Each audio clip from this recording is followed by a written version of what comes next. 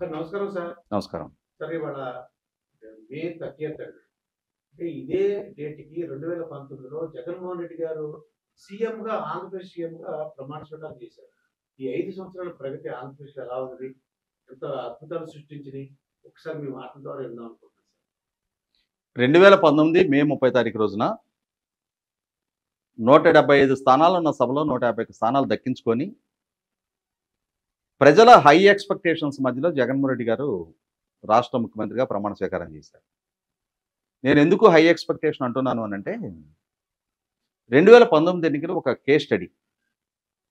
అప్పటి వరకు పరిపాలనా బాధ్యతలు నిర్వహించిన చంద్రబాబు నాయుడు గారి ప్రభుత్వం, విభజన జరిగిన రాష్ట్రం, గ్రామీణ నేపథ్యం ఉన్న రాష్ట్రం, విద్యా వైద్యం ఉపాధికి పక్క రాష్ట్రాల మీద ఆధారపడుతున్న రాష్ట్రం, రాజధాని కూడా లేని రాష్ట్రం, పారిశ్రామికీకరణ పెద్దగా లేని రాష్ట్రం, పవర్ ఇన్ఫ్రాస్ట్రక్చర్లో అప్పటికి చాలా అధ్వానంగా ఉన్న రాష్ట్రం, రోడ్ ఇన్ఫ్రాస్ట్రక్చరు చాలా అధ్వానంగా ఉన్న రాష్ట్రం.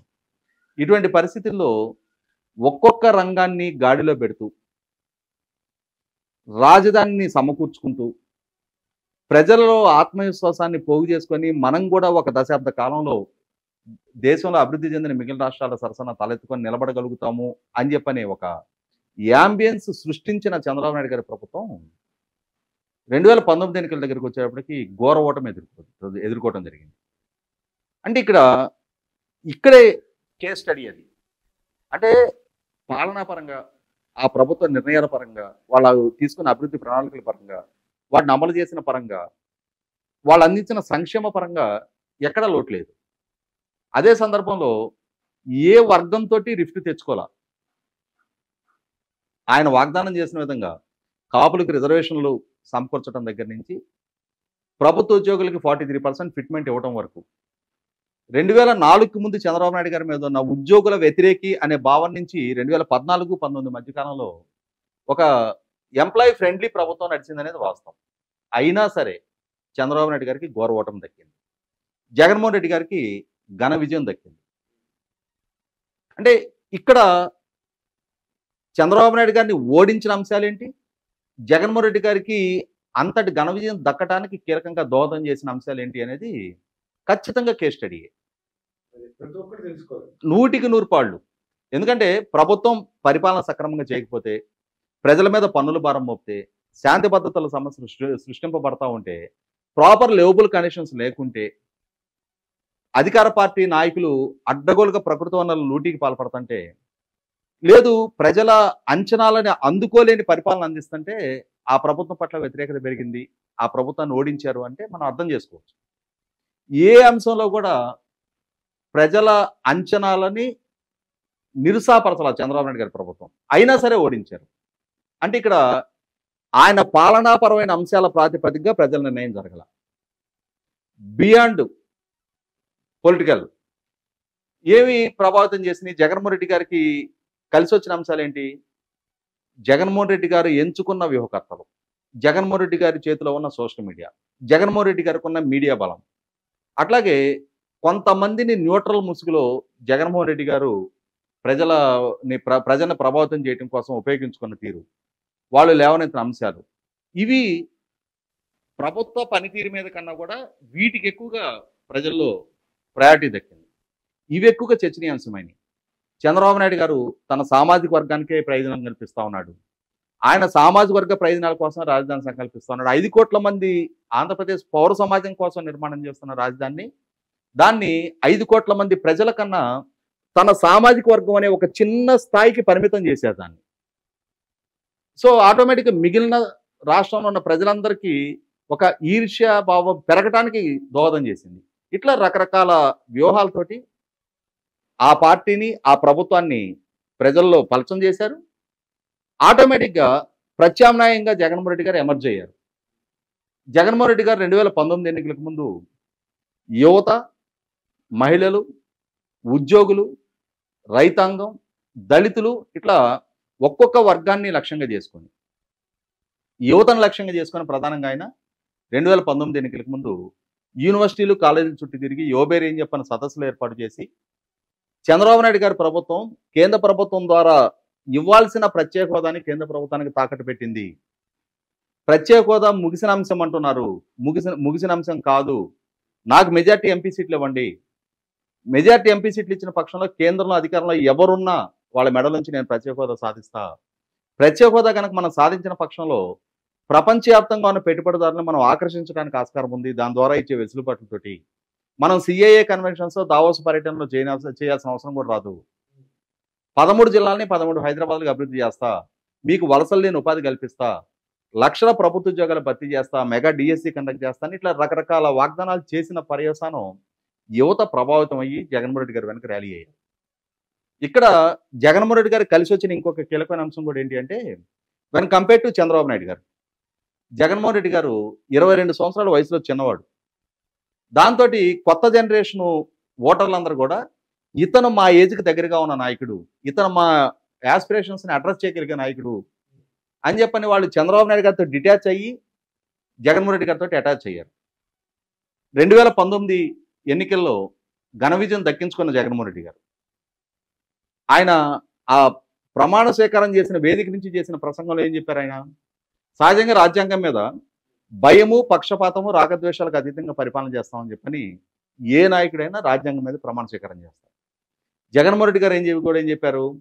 ఇక నుంచి నేను ఎన్నికల ప్రహసనం ముగిసిపోయింది, 6 నెలల్లో దేశంలోనే అత్యుత్తమ ముఖ్యమంత్రిగా నేను పేరు తెచ్చుకుంటా, 30 సంవత్సరాల పాటు నేను మీకు అద్భుతమైన పరిపాలన అందిస్తా, నా జీవిత చరమాంకంలో మీ అందరిళ్లలో మా నాన్నగారి ఫోటోతో పాటుగా నా ఫోటో కూడా ఉండే విధంగా చూసుకుంటా, నేను పార్టీ చూడను, కులం చూడను, మతం చూడను, ప్రాంతం చూడను అని చెప్పని చాలా అద్భుతమైన ప్రసంగం చేశారు. రకరకాల వాగ్దానాల జడివాన్లో ప్రజలను ముంచెత్తారు. ఇట్లా పెట్టి కరెంటు టారిఫ్ మొత్తాన్ని తగ్గిచ్చేస్తున్నా అన్నాడు. ఇట్లా పెట్టి నిజమేనో అనుకున్నారు ప్రజలు. కానీ పాలకుడుగా జగన్మోహన్ రెడ్డి గారి ప్రస్థానం, అంతకుముందు ప్రతిపక్ష నాయకుడిగా ఎన్నికల ప్రచార సభల్లో ఎన్నికలకు సమాయత్తం అయ్యే సందర్భంగా చేసిన వాగ్దానాలు అవి ఒక ఎత్తు. ఈ యువతనికి ఈ రకమైన వాగ్దానాలు చేసినట్టే మహిళలకి మద్య నిషేధం చేస్తానని వాగ్దానం చేశారు. ఉద్యోగస్తులకి మీకు మెరుగైన పిఆర్సీ ఇస్తా, క్రమం తప్పకుండా డిఏలు ఇస్తా, మీకు సిపిఎస్ రద్దు చేస్తా, ఇట్లా రకరకాల వాగ్దానాలు చేసిన ప్రభావంతో ఉద్యోగ వర్గాలు కూడా చాలా కీలకంగా జగన్మోహన్ రెడ్డి గారి వెనక ర్యాలీ అయ్యారు. ఇట్లా ఒక్కొక్క వర్గాన్ని లక్ష్యంగా చేసుకొని అంగన్వాడీ సిబ్బందికి తెలంగాణ కన్నా మీకు 1000 రూపాయలు అధికంగా జీతం ఇస్తాను, ఆశా వర్కర్లకి తెలంగాణ కన్నా 1000 రూపాయలు అధికంగా జీతం ఇస్తున్నారు, కాంట్రాక్ట్ అవుట్సోర్సింగ్ సిబ్బందిని మిమ్మల్ని రెగ్యులరైజ్ చేస్తా అన్నారు. అగ్రిగోల్డ్ బాధితులకి ఈ అగ్రిగోల్డ్ బాధితులుగా మారి ఆ మనోవేదంతో చనిపోయిన వాళ్ళందరికీ ఒక్కొక్కరికి 10 లక్షల రూపాయలు నష్టపరిహారం ఇస్తానన్నారు. పోలవరం ముంపు బాధితులకి మెరుగైన ప్యాకేజ్ ఇస్తా అన్నారు. ఇట్లా ఒక్కొక్క వర్గాన్ని లక్ష్యంగా చేసుకొని రకరకాల వాగ్దానాలు చేస్తూ వచ్చి, అన్నిటికన్నా ముఖ్యంగా ఆయన పుట్టి పెరిగిన రాయలసీమ, చంద్రబాబు నాయుడు గారు జగన్మోహన్ రెడ్డి గారు ఇరువురు రాయలసీమ వస్తాయి. అయినా సరే ప్రధానంగా రాయలసీమ జగన్మోహన్ రెడ్డి గారిని ఓన్ చేసుకుంది. అవుట్ ఆఫ్ 52 49 సీట్స్ ఆయనకి దక్కాయి. అంటే ఒక థంపింగ్ మెజార్టీ. తెలుగుదేశం పార్టీలో కేవలం 3 నెగ్గడం జరిగింది, చంద్రబాబు నాయుడు గారు, బాలకృష్ణ గారు, పయ్యావుల కేశవ్ గారు. మిగిలిన 49 స్థానాలు వైసీపీ పార్టీకి దక్కలపడ్డాయి. అంతటి ప్రజామోదం ఆయనకి దక్కిన తర్వాత పాలకుడుగా ఆయన తీసుకున్న నిర్ణయాలు మొట్టమొదటి వారంలోనే, సహజంగా మనకు ఒక సామెత ఉంది, కాపురం చేసే తీరు కాళ్ళగొళ్ళ నాడే తెలుసుద్ది అంటారు. అలాగే జగన్మోహన్ రెడ్డి గారి పరిపాలనా తీరు మొట్టమొదటి వారంలోనే ఆయన తీసుకున్న నిర్ణయాలతోటి ఇక ఈ ప్రభుత్వ పాలనా తీరు ఈ విధంగా ఉండబోతుందనే ఒక స్పష్టత రాష్ట్రానికి వచ్చింది, ఓట్లేసిన ప్రజలకు వచ్చింది, దేశానికి వచ్చింది, ఇన్ఫ్యాక్ట్ ప్రపంచానికి కూడా వచ్చింది. ఒక ప్రజావేదికే కాదు, సహజంగా ఏమవుద్ది, ఒక కొత్త ప్రభుత్వం ఒక కొత్త శంకుస్థాపనతోటో ఒక కొత్త పథకం ప్రకటనతోటో తమ పాలన మొదలు పెట్టాలి, ఒక శుభసూచకంగా మొదలు పెట్టాలనుకుంటారు. కానీ జగన్మోహన్ రెడ్డి గారు కోట్ల రూపాయల నిర్మాణంతో చేసిన ప్రజావేదికను కూల్చేశారు. 5 రూపాయలకి పట్టెడు అన్నం తింటున్న పేదవాడు పట్టెడు అన్నం తింటున్న అన్న క్యాంటీన్ రద్దు చేశారు. ఉచితంగా ప్రజలకు అందుతున్న ఇసుక పాలసీని రద్దు చేశారు. పవర్ పర్చేసింగ్ అగ్రిమెంట్ రద్దు చేశారు. సక్సెస్ఫుల్గా నడుస్తున్న పోలవరం ప్రాజెక్టు టెండర్లని రద్దు చేసి రివర్స్ టెండర్ పేరిట ఈ రోజుకి ఆ ప్రాజెక్టు భవిష్యత్ అగమగోచరంగా మారిపోయిన తీరు చూస్తున్నాం. మచిలీపట్నం పోర్టు టెండర్లు, రాజధాని నిర్మాణ పనులు స్తంభింపజేశారు. అలాగే వెలుగొండ ప్రాజెక్టు టెండర్లు, ఇట్లా ఆఖరికి అమరావతి ప్రాంతంలో ప్రతిపాదించిన ఒక రెసిడెన్షియల్ టౌన్షిప్ హ్యాపీ నెస్ట్ అనేది దాని టెండర్లు కూడా రద్దు చేశారు ఆఖరికి.